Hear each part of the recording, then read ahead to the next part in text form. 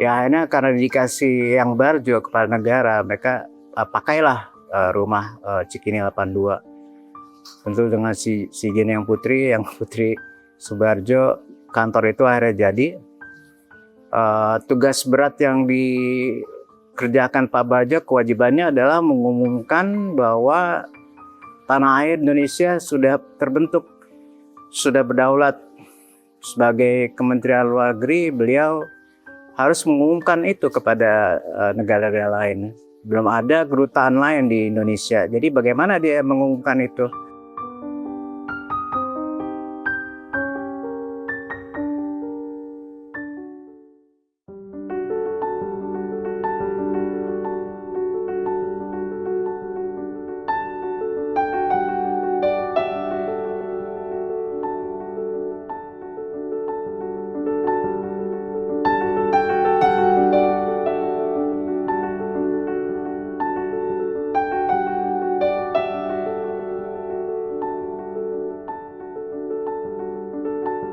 Ya kalau kita bayangkan tahun 45, bulan Agustus negara baru merdeka, mungkin kabinet baru tersusun, mungkin anggaran belum tersusun ya.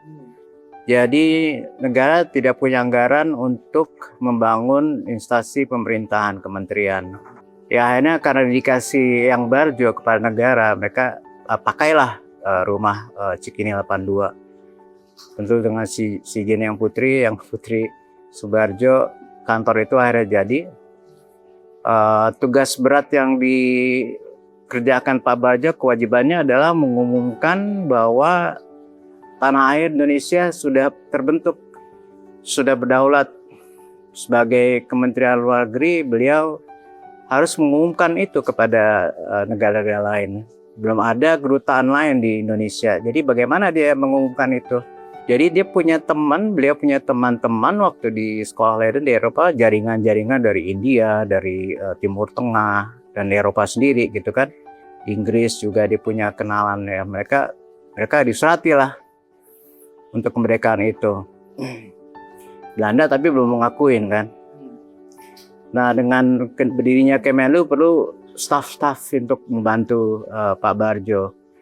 Berikanlah pengumuman rekrutmen Kementerian Luar Negeri, siapa yang mau menjadi asisten saya di kalau nggak salah koran Asia Raya.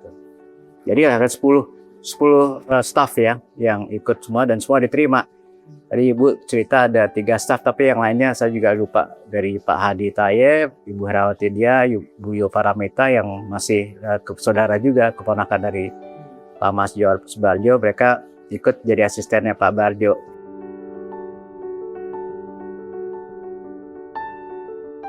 Mulailah mereka bekerja kan, mengumumkan negara baru Indonesia, Republik Indonesia di usia muda itu, dan tugas itu tentunya tidak gampang. Sampai-sampai pernah juga ada utusan dari Inggris, seorang perwakilan dari Inggris, seorang tentara Inggris dengan pangkatnya sudah jenderal gitu ya, dia ingin buktikan benar nggak sih ini pemberian Jepang atau bukan gitu kan, negara Indonesia ini. Dia minta izin dari Pak Barjo untuk keliling Pulau Jawa melihat dengan kepala sendiri, dan juga dipekanin oleh surat yang ditangan Pak Karno. Tapi karena Kemenlu diwakili oleh Pak Barjo, dia minta juga izin untuk keliling ke Indonesia, ke sekeliling Jawa. Ya ceritanya mereka akhirnya keliling dan dia melihat tuh ke Cirebon, ke arah Jawa Tengah, ke Jawa Timur, melihat bahwa Indonesia itu memang sudah merdeka. Melihat dari appreciation dari para rakyat yang dia temuin gitu ya, aman semuanya, nggak ada revolusi. Jadi menurut dia, oh benar nih, ini udah benar-benar merdeka. Ya akhirnya dia kembali dan menyatakan kepada Pak Barjo, dia melihat dengan mata kepala sendiri bahwa rakyat Indonesia itu benar-benar berdaulat sendiri. Tapi tentunya setelah itu terjadilah revolusi Indonesia kan.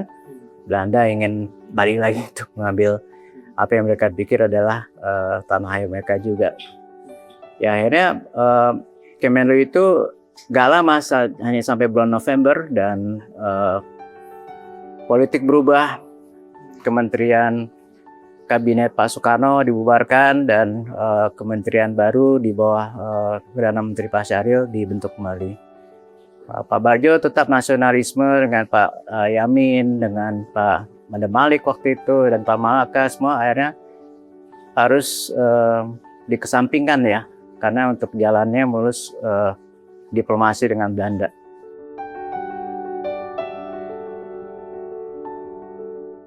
Ya akhirnya terbentuklah KMB dan tahun 49 diakui oleh Belanda. Setelah itu mereka dilepaskan oleh Pak Karno. Tahun 51 Pak Barjo diangkat kembali jadi menteri, dan akhirnya berarti dipercaya untuk mewakili Indonesia dalam hal Kementerian Luar Negeri. Di Kementerian Luar Negeri kedua, tugas Pak Barjo waktu itu seingat saya ada kayak perampasan perang San Francisco, dan saya lupa, tapi ada beberapa cerita lah yang dia lakukan di kementerian dua kalinya.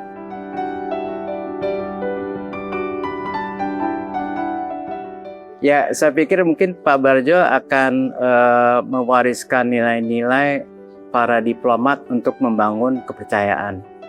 Kepercayaan mewakili tanah airnya di panggung internasional. Kepercayaan bahwa negara ini berdaulat dan dapat menengahi konflik-konflik yang ada di luar negeri tetangga kita terutama, dan konflik yang lebih global lagi ya. Jadi dengan dasar mencintai tanah air dan legitimasi dari negara yang telah dibangun oleh para pahlawan dan pejuang kita, tentunya beliau mungkin berharap diplomasi itu harus lebih ditekankan kepada kedamaian dan kepada kerjasama yang lebih intensif, yang saling menguntungkan, bebas dan aktif. Diharapkan tercapailah suatu mutual agreement dari kedua belah pihak kalau terjadi konflik.